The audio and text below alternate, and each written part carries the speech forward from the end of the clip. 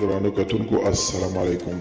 زه محمد سلمان همدرد د حق غږ پښتو چینل خبري لنډیز کې ستاسو کوربه اوس تاسو پام را اړوم د مهمو خبرونو لنډیز ته.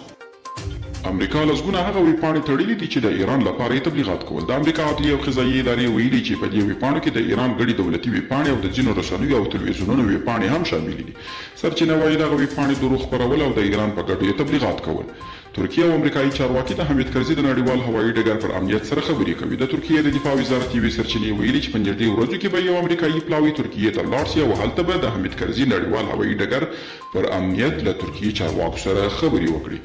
د پاکستان وزیر اعظم عمران خان وایي که د افغانستان خلاف امریکا ته اډې ورکړو پاکستان به یو ځل بیا د ترهګرو د بریدونو ښکار شي چې په دې سره به د پاکستان ټولې ګټې له ګواښ سره مخ شي.